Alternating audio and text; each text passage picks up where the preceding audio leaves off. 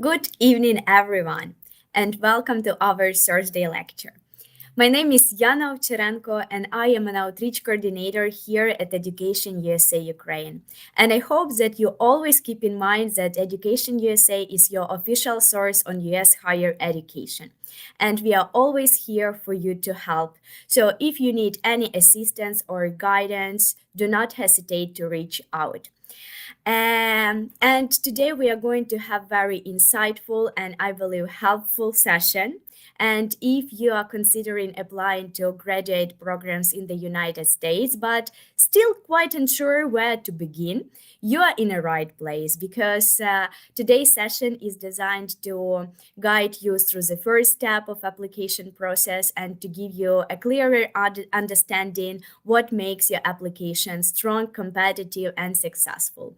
And we have our guest speaker, Megan Hazerly, who is going to help us with this. She has over 10 years of experience in graduate admissions, and I think that she is going to share some first-hand insights into the application process. And Megan, we are very glad to have you with us today. And before we dive into the topic, I just want to kindly remind that you can drop all your questions in our chat box, but we are going to answer them at the end of the presentation. So let's have fun. Let's dive into the topic. And Megan, I pass the word to you. Thank you so much, Yana, and thank you so much to Education USA and to all of you for joining us. I'm so excited to be here. I wish I were there in person, but hopefully one day. So as Yana said, my name is Megan Heatherly. I'm the Director of Graduate Admissions for the University of San Francisco School of Law. We're located in San Francisco, California, in the Bay Area, and it's a great city. I'm pretty new to the city. I've been there for just a little over a year now. Previously, I was in New York and I worked for Columbia Law School for 11 years and in various capacities, working with international students primarily. And I work mostly with Master of Laws students. So that is people who already have their first law degree and they want to do 1 or 2 more years in the US and then possibly work in the United States. And I love working with international students as well as our in-person and domestic students. Our JD students are in the US, you do 3 years of law school after 4 years of undergrad. So those are primarily usually students when people talk about law school in the US, they're talking about JDs. But LLMs, master students are all equally as important, and those typically tend to be international students. So I've been advising students for many years. Now, I myself have 2 master's degrees. So I have a master's in museum studies from CUNY, which is the City of University of New York. And then I have a master's in film studies from Columbia University's School of the Arts. And so I love the humanities and intersectional education and all of that. That's something I'm really interested in. And I'm a first generation college student. So I'm also really happy to do these kind of things to shed more light into what the process is like, because as an international student, you are very close to being a first generation student because the US system is so unique and specific. So I applied, my last school I finished in 2020, but the process has not changed as much, and I do still see the application side for law schools. So I'm happy to talk about my experience on both sides, but primarily as an admissions officer and what we look for. And I'll talk a little bit about specifics of law, but I'll try to focus more generally because I know you're all interested in different subjects, and generally the basics are pretty similar. I hope to have as much time as we can at the end to have questions so that this can be as much of a conversation as is possible in this space. So with that, I will move on to the overview. So we just did the introduction. Next, we'll talk about key factors to consider, the application timeline and strategy, creating a strong personal statement, securing your letters of recommendation, and then funding your degree. So key factors to consider. This is what you're thinking about right when you decide, I think I might want to study in the US. What should I look for?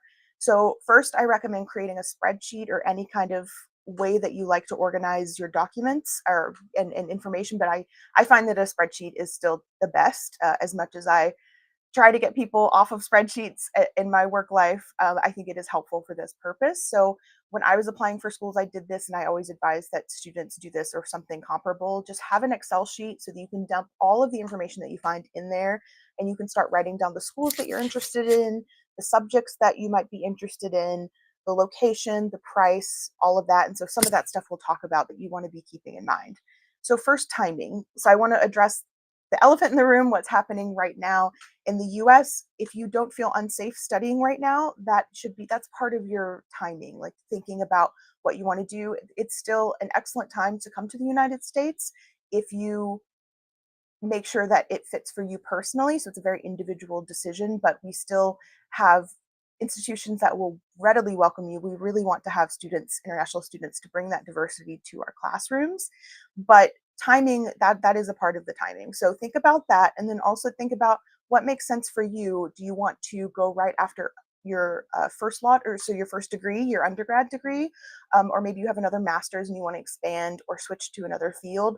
Those are all things you want to consider. And if you're in a specialized field like law, you will want to see if the programs require that you have work experience, because some do prefer that you have at least 1 or 2 years of work experience, and that may be the same for other professional degrees. So you just want to look into each degree and the requirements that they have, and make sure that you can fit those as best as possible to give yourself the best opportunities. Next, you want to look at program fit. So what I mean by that is, do they have the faculty that I want to study with?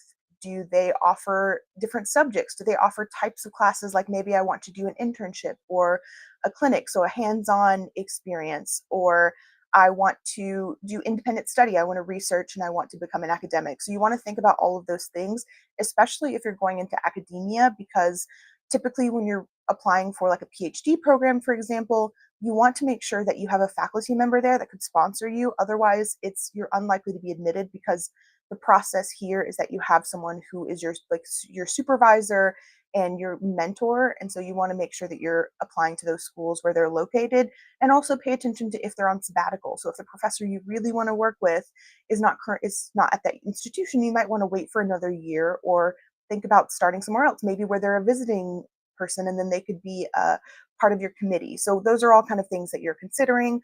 Also, the next one, which is part of the program fit, would be location. So do you want to live on the West Coast in California, or maybe East Coast? Do you want to be in a big city like New York City, which is around 6 million people, or San Francisco, which is around 1 million? Or do you want to be in a small college town in more of a rural area, maybe in the southern United States, where I'm from? I'm from Alabama. We have a lot of schools there as well, and a lot of international students, actually. But it's maybe not the first thing to think of, because the United States is so large and there's so many different options. So it's good to consider what kind of experience you want and where you'll feel comfortable, and also what we'll talk about, what you can afford, what works for your lifestyle and for your funding. So next we'll talk about size of the class. So some classes, so my LLM programs are very small at the University of San Francisco, the master's program, and we have 15 to 20 students typically. Some programs can go up to 500. There are a few programs that are 150 students. There are some that are, most international LLM programs which I work with, they tend to be international students, but you want to see, does that school, if it's a different kind of program, do they have a big international population? Will I have support?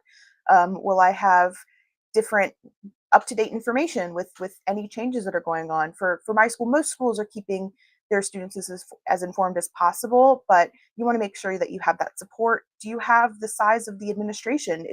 That's something a little bit less on the list of priorities typically, but will you have support if you need an advisor? If you have United States, one of the reasons why universities are more expensive in the United States is because we have so many staff members to help you. We have advisors, the staff ratio is very high. And so you want to make sure that the program where you're going will give you the support that you need, both academically, with your health, and all of that. So that's what you want to think about with the size. And then funding. So this is a big question, and it's expensive to study in the United States. So you want to make sure you have saved as much as you can so that you don't have to take out as many loans. And you want to make sure that if you need financial aid, that you're applying to schools where they offer it. And then make sure to apply to a bunch of different schools at different ranges and different rankings, if there are rankings, so that you have the most options. So it's a lot. United States, American students are very used to applying to, I think undergrads now will apply to like 20 schools to go to college. So it's not unusual to apply to many schools. And in fact, we typically recommend it so you can find the right fit for you.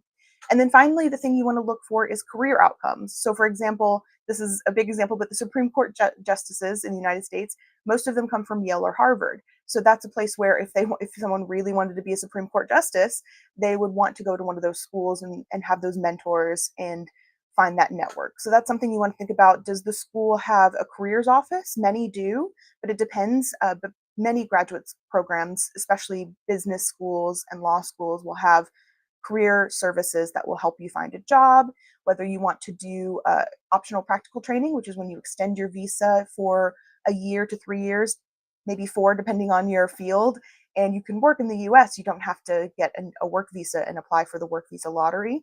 That's a really good, so will the program qualify for you for that? You want to make sure that you have all of those things that you're thinking about. And again, I would put it in some kind of format where you can look at all of them and keep track of all of that.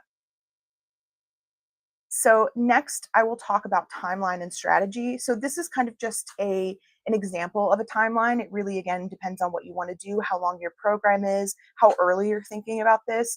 But generally, 12 to 18 months before the deadline, you should be putting this list together of schools that you want to apply for, making sure you know all of the instructions for applying, you have all the requirements, you've scheduled if you need an English test, so whether you need to take the TOEFL or the IELTS, or maybe you need to take the GRE, the LSAT.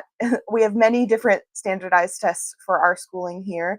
So you want to make sure that you have time to take those, maybe retake it, and time to study, because many of them, if not the majority, do require a lot of studying and understanding how the test works. So you want to give yourself as much time as possible to do that.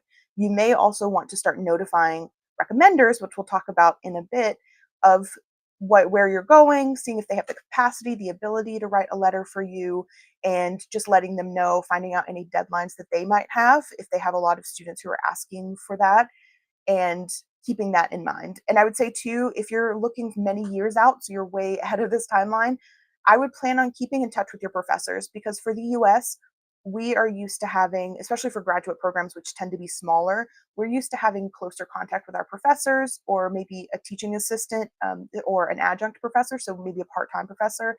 But we are very accustomed to having close conversations with them.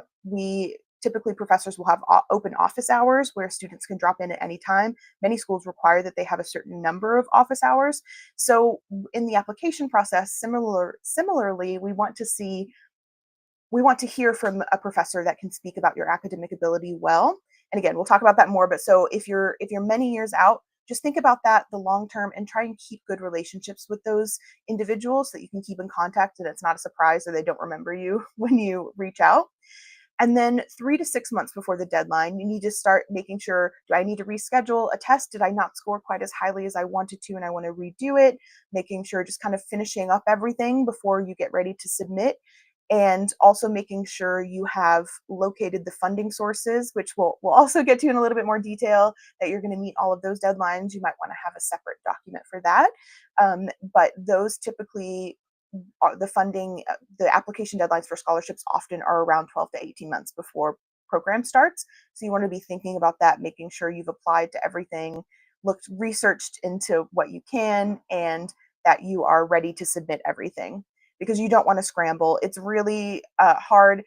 Deadlines are made so that you have a time. So it's very common for people to apply on like the last day of a deadline, but you are subject to technical difficulties if you do that, and just a lot of stress. So as someone who can be a bit of a procrastinator, I do not recommend procrastinating on submitting these applications, because it just makes your life a lot harder. So however you can help yourself to do that on time, this timeline and being organized will really help that. And then after submission, just make sure that you are checking your email. If you had a work email that you used and you've left that place of employment, make sure you update all the schools on your new email address so that they can contact you with your decision. And then just make sure you ask them any questions. Typically, I know it can feel like emailing into the void sometimes, emailing, you don't know where your email's going. And some offices are not great about responding, and some are really quick, but it never really hurts to email. I mean, if you're emailing every day, that's one thing, but typically we want to hear from you more than we don't. So we want to know what you're doing, what you're interested in, what questions you have, so that we can reassure you, give you any information that we can share, and just make sure that you're still interested, because there are a lot of options for you. So it's equally as important for us to hear from you as well. And then you want to make sure, again, you're finding out. You can usually ask when decisions are typically released. In the US, for many programs, it's typically April, May. But some can be earlier. There may be early priority deadlines, and you might get a sooner decision. So you want to make sure you have all that. We understand our websites can be hard to navigate. So just email us and ask us to provide, like, if you can't find it, it's better to ask than to just not know and just hope that we send you something, because with staff turnover and just the many things we're doing, sometimes we aren't able to communicate as much as we would like. So it's great to be proactive and do that yourself. So, and then also thank your recommenders. So if they wrote you a letter, be sure to write them a thank you letter, and then let them know what happened, what your choice was at the end, and thanking them again for their time, because they really do. Many professors, especially the really good ones, write many letters, and it's not a fun thing really to write a letter of recommendation. It's not fun to write them. It's not fun to write personal statements. All of these things are kind of a chore. So it's always good to show appreciation to the people who helped you, and while you're waiting, and then once you've received your decision and you know where you're going to go. So for the personal statement, I know this is a really difficult thing to write. It's very uncomfortable. It's an awkward medium. It's hard to feel authentic. It's by design a little bit inauthentic, but it's the best thing we have so far. It will probably change. I imagine in the next few years, personal statements will stop being so common with AI and generative AI, so like ChatGPT, DeepSeek, all of those things. I think that people are going to find, like, admissions officials are going to find that it's just not as useful to really find out about you. And if you're applying to a lot of things, I mean, it makes sense. It's a tool, and we'll talk a little bit. I mean, we'll talk about it in just a moment about AI. But I believe maybe in the future there'll be interviews or different ways to do that. But for now, we still use personal statements, and these are really important because we often get so many applications that we're unable to interview you individually, which would be ideal. So for graduate programs, we rely on personal statements, and then also the scores that you received on your English proficiency tests, if applicable. So typically in the US, if you did not receive a first degree in English in either the US or maybe an English-speaking country, then you'll have to take one of those proficiency exams. So all of those together, you have to be sorry, I lost my train of thought for a second. It's early here. It's 8:19 a.m. So anyway, it's tough, but it's very important, even though it's not fun to write. So what? Oops, sorry, my earbud fell out. So I would recommend writing down your motivation and future goals before you start writing this draft. So maybe do a brain cloud, the web where you do all of those things. You could maybe talk into your phone in a notes app or whatever, just whatever way gets you talking about and thinking about these, why you want to study, will really help you when you're trying to write that or write the personal statement and fill out your application. So I think this is a good thing to start first because it takes the longest. Filling out an application typically just takes a few hours at most once you have all the other components. So the personal statement is what I would start with, and this is a good way to kind of get it going. I also say that if your school doesn't have specific instructions, like a prompt or anything that they give you, then it's a good idea to think about what feels most natural for you. So do you want to start? I like to start my personal statements whenever I was applying to schools with an anecdote. So a story that was related to why I wanted to study something.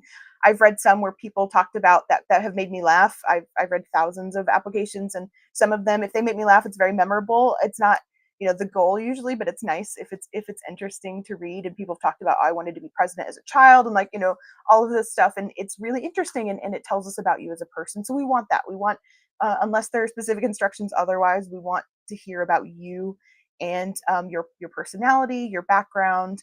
I would say one important thing in the don'ts list you see here is not to list out everything in your CV or resume.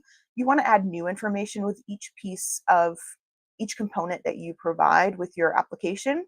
So they have your CV or resume so they can look at that. You want to expand on things that are maybe not clear there. Or if there's not an addendum for grades, maybe you want to explain, I didn't do so well in one exam, or I had to take a leave, that kind of thing. The personal statement is where you have the ability to do that typically. And you don't want to waste that space with just listing things that they can look at on the next PDF. So make sure that you're adding new information. Proofread. I said it 3 times because it's so important. Please proofread. It's so easy when you're writing so many of these to just miss things. I would recommend reading them out loud, maybe having a friend look at them. Again, look at the instructions where you're applying to see if they prohibit any help from anyone, but typically just like, someone editing for spelling is fine. And that may apply to AI, but it depends on how strict your school is on that. They may have a blanket ban, but it seems like schools are moving away from that because it's such a helpful tool and we recognize that. But just follow the instructions. And then I wouldn't submit a generic statement. So you can use similar, if you're applying to the same field, it often makes sense to kind of reuse some of the personal statement, and that's fine. We understand that. But make sure that it's not just you plugging in something at the end, like having a blank and be like, I can't wait to go to blank school, because you want to have something that's specific to the program. Maybe you want to talk about what professors you want to study under, or what fields you're interested in, or maybe you just don't know, but you've heard about these clubs or anything that attracted you to the university. And this is where you can use that spreadsheet that you made to refer to and see, why do I want to come here? Because they want to know, why do you want to go there? What about it is special? And how can you see yourself there? And you want to be putting the personal statement as your chance to put your best foot forward. And so you want to make sure, apologies for all these metaphors. It's really hard not to speak in metaphors, even when you're trying not to. But it's important to present your best self for these. So think about if your very best friend was writing a personal statement, and for you, what would they say about you? What would they want people to know, assuming that they knew everything you wanted to convey? Like, write it with that kind of love and wanting to make a positive impression. And then save each statement with the name of the school. Again, that goes back to the proofreading, but it makes it a lot easier if you name each one so that there's no accidentally telling one school, especially with similar names. So I'm at the University of San Francisco School of Law. We also have a UCSF Law School. So it's the University of California SF, and they changed their name fairly recently. And it's very confusing, understandably, but making sure that you don't make that mistake when you submit it makes a huge difference. It won't usually disqualify you unless it's a very competitive school, then it may, but it just shows that you took the care to submit the right statement. And while you can usually, so I wouldn't panic if you did do this, you can usually submit another, like an updated one, and just let them know, I'm so sorry, I uploaded the wrong one. It happens, but it's best not to do that. It just really puts the best impression of you if you can be professional and make sure that you submit all the correct documents. And then again, like what we had said before about the generic statement, so be specific and tailor to each school, and then follow all the instructions, and then make sure if they want a prompt that you're answering that prompt well, and you're following all instructions. If they have page limits or word minimum or anything like that, just make sure you're following those instructions. And then, as we mentioned earlier about using AI, the biggest reason you shouldn't use AI right now is because the personal statement is useful for us. And if AI is writing at ChatGPT, then you can tell, because there's some tells that you can see a bunch of M dashes, like the long dashes, or very perfectly divided paragraphs are very similar. So it's usually just really generic because it was trained on many different writings. So it just doesn't help us. So unless the school prohibits it, you can use maybe one of these tools for brainstorming or starting something. Really, it's best for you to write it for yourself and for us, just because this is what the process is right now. And then finally, for the personal statement, I would say don't wait until the last minute. Again, I would start this first. You don't have to finish it first, but just start that draft and be thinking about it. Because as you research more about your different schools, you'll think of more things to put in there. You'll think about what makes you excited to go to the school, what is important to you. And I would say you want to have all of this information so that you can include it, but you can also have lots of time to read it again and say, does that feel authentic to me? Am I trying to present what I think they want, because you usually don't know what they want. So it's one of those things where you may think and you may have a good idea, but you never really know what kind of class that they're looking for. Or usually most admissions officers will review holistically, unless it's a field that relies only on test scores. So we look at every part of the application. So you want to make sure that it's an accurate representation of you, and not necessarily what you think we're looking for. Like, if you don't want to study something, you're not interested in that field, you don't have to say that you're interested in it. We don't typically, unless it's for that very specific field, we don't really have one student that we want. We want many different students and different individuals, because that is what makes up the environments of our schools that we really love. So next, we will talk about letters of recommendation. So again, this is something you want to be thinking about earlier, so that you can give them plenty of time to write these letters. You want to ask professors who know you well, as we mentioned earlier. And also, so schools, again, read the instructions. Some schools require all academic letters. Unless you've been out of school for a long time, then they may say that it's okay to have a supervisor. Some may want only professional letters, so only supervisors. Typically, it doesn't have to be your current supervisor. We understand that you may not be informing your boss until you've been accepted and made a plan that you're going to school. So it doesn't typically have to be a current supervisor. It can be a previous one. Also, for professors, it could be a TA maybe, or maybe you had a professor who was your supervisor for a research project or a lab. So something like that, but someone who can speak about you in detail. Their title really doesn't matter as much typically. I mean, some schools it may, and some connections do matter, but for the most part, their title, I've been in offices where a president of a country called for a letter of recommendation. It was just like, okay, like, I don't think you know that person. It wasn't really that helpful. So I wouldn't worry so much about the title, just about that they can speak about you well, and that they like you. So it's so heartbreaking to read letters where I just am thinking, why didn't you just say no? Just you don't have to write a letter for everyone. So make sure that they like you, and that they know enough about you, that they can give a good letter, because they do really help us understand what you were like in school a little bit, because your grades only tell us so much. There's so much that goes on, and the different systems and all of that. So it's really helpful to have that. Ask early, provide clear instructions. I recommend giving them a copy of your personal statement draft, which you've hopefully already started, or at least some bullet points that you want to go over. And so provide your updated CV or resume, maybe a copy of your transcripts if it's been a while, or they only knew you for a few classes. Just whatever information you think they may need to jog their memory, or give them something to remind them, oh yeah, I knew he did this, or she did this, and they can tailor it and won't have to do it back and forth, because they're so busy. And I don't know if it's the case in other countries, but it's notoriously difficult to communicate with professors sometimes by email here. Like, you'll write something, get it okay back, and that's it, after you spent 2 hours composing the email. But you want to make sure that they have everything, and you don't have to have a back and forth with them. And then follow up. You can give them gentle reminders. You should check on the way that they can submit. Usually, many programs now allow professors or whoever's writing your letter of recommendation to submit things electronically. So either by email, or maybe they'll get a link for law schools, it's the Law School Admission Council. So it's a thing that allows you to apply to many different schools at once. And so then they assign letters. So you need to let them know, I need you to write this for this specific school, and then I'll assign it to that specific school, or just tell them it's general and like what you're interested in doing. And then also make sure you have the instructions on how you can get those reminders. So maybe you can click a button and they'll get a reminder, or you can just follow up with them. I would just do that. Use your discretion and your judgment, but however often you think that individual needs help with a reminder. And then again, at the end, as I mentioned earlier, give them a thank you note, express your thanks to them, your gratitude, and let them know what happened, because sometimes when we write a letter of recommendation, we have no idea what happens later, and it's much nicer and more rewarding to know that you helped someone get into a program, and it might make them the system better for everyone, where they're more likely to write a letter for someone. So I really recommend just letting them know what happened, where you're going to go.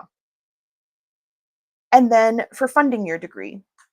So my first tip for this is to utilize Education USA resources. I've seen many pages on Education USA's different websites about their funding sources, where you can start. So make sure you utilize those resources. And as we talked about earlier, planning ahead 12 to 18 months before the program, make sure you ask the institutions what kind of funding they provide. Typically, for international students, especially, merit scholarships are more common. I think that's because need-based scholarships, depending on the institution, whether public or private and where they're located, because sometimes the states in the US are like little mini countries. We have different requirements. So you just want to make sure that you know what kind of funding is available, but merit funding can be, need-based funding, depending on how much financial aid you would need, is more difficult because sometimes it requires you to submit financial resources. So find out if you need to do that so that you can have the most options, but make sure you have all the resources that you need, and then ask those institutions if you can't find the information about what types of funding they have.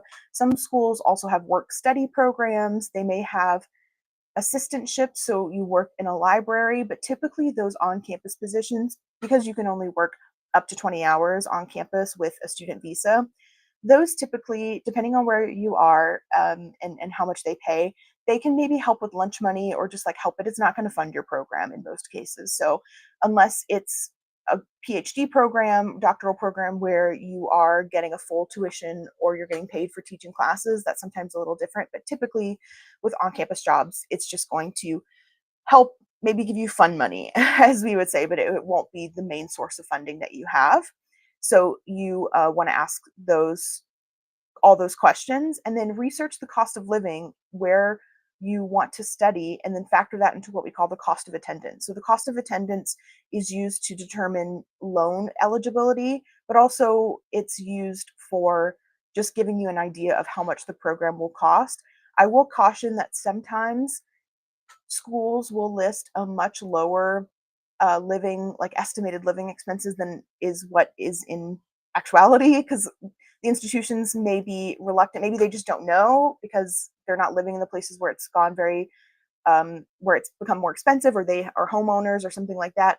So, or they may just be reluctant to make it seem like they're more expensive.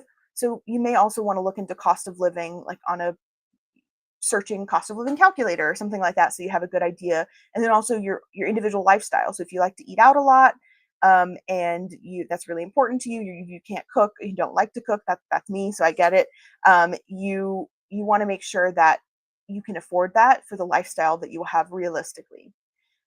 For don't wait until you're after you're admitted to look for funding. That's one of the first things you want to be looking into, so you can make sure you have all the deadlines that you need to meet.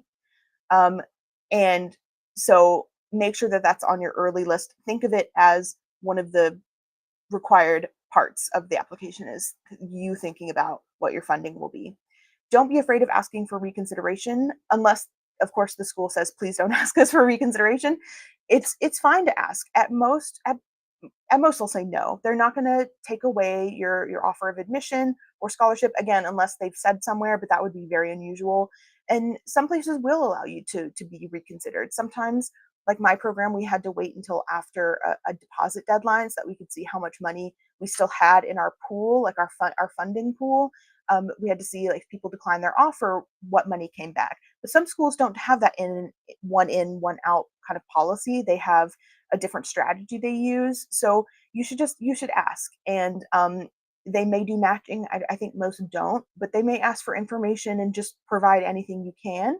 But don't be afraid. I had a friend who got into 2 programs, and the preferred one didn't give her as much money. And when she gave her decision that she was going to go to the other school, they said, oh, I wish you would have asked us for more money. We would have given it to you. And it was just a heartbreak. It was very hard for me to tell her, I told you so. I did not do that because I'm a good friend, but it was really difficult. But it's really important to make sure that you ask, because if you're shy or it's not your culture, I totally understand, but you should ask.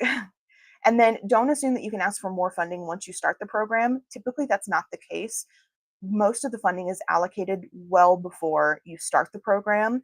So it's never a good idea. I mean, of course, emergencies happen. Some schools have emergency funds for if you broke your computer, or you got kicked out of your apartment and you need help with rent for a month until, something like that.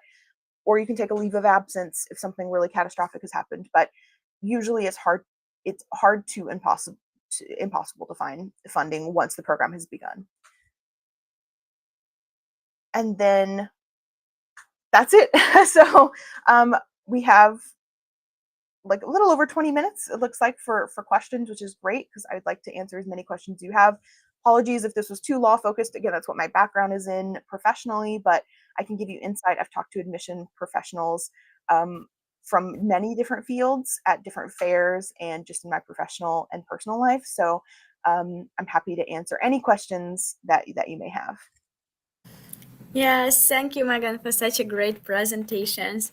I think that our students are definitely going to rely on your tips. So we are very grateful for them. Yeah, and I encourage all students who are currently with us ask questions. Yeah, I think that it's a great opportunity. Just we have a university representative, and it never hurts to ask questions, as Megan already said. So go ahead. Yeah, and I have a question. Where do usually graduate students live? Do they kind of like rent apartment, or do university provide them with dormitory, or how does it look like for graduate students? Because for undergrads, it's kind of like quite obvious sometimes, yeah, but for graduate, it can be a challenge. That's a great question. It really depends on the school, which is probably the answer to many of these. But in general, I'll say that it's very common to have graduate student housing, but it's often limited. And more often, people have roommates or they live nearby. You also want to think about when even if there is housing, where is it located? Because often it's not on campus because it was acquired later by the university. So it could be, so ours, for example, we have dormitories for law students, and it's like a 20-minute bus ride away. So most of our students tend to just live nearby. And my university actually has a Facebook group of people who are looking for roommates, and many programs will help connect you with people to try and find a roommate. But it really depends. I would say probably the majority of graduate students live off campus, but many do live on campus. So it's really depending on what you want, and also your price point. So it may be cheaper in some places to live on campus, but typically you're paying a little bit more because you're closer, and it's like, it's a known quantity. It's something that you can schedule in advance, maybe sooner than you could in the housing market in the US. I will say, especially for like New York and San Francisco and big cities like that, if you are looking off campus, it's not uncommon. When I lived in New York, every apartment I got was within 2 weeks of my lease ending. It moves very fast. So in New York, you really can't look for an apartment earlier than a month. And San Francisco is pretty similar. So I think it's you have to recognize that you might not have that piece ready to go until right before you start, which is scary, but that's pretty common. Okay, got it. Thank you. And you have mentioned that it's always a good idea to reach out to admission officers, yeah, via emails. And my question here is, I understand that you kind of like got thousands of emails maybe per week. So I would like to know, how can I increase my chances to have an answer, kind of like maybe I should write something, I don't know, interesting, or maybe subject line should be, attractive or catch the attention. So how can I increase the chance to have an answer for my email? That's a great question. Usually if they get a big volume of emails, you'll get an auto response. So that'll kind of let you know, and they'll tell you how often or how quickly they can usually respond. I would say I'm more likely to answer a question quickly if it is not something that can easily be found on the website, because then I have to go find a link and then I can show you that. But if you show that you know a lot about the program, you have a specific question, and that's really helpful. It's usually easy to answer. Or you can even say, I'm available for a Zoom if that works for you, because some things I might not feel comfortable putting in writing just because it's not guaranteed, and I'd rather have that nuanced conversation over Zoom.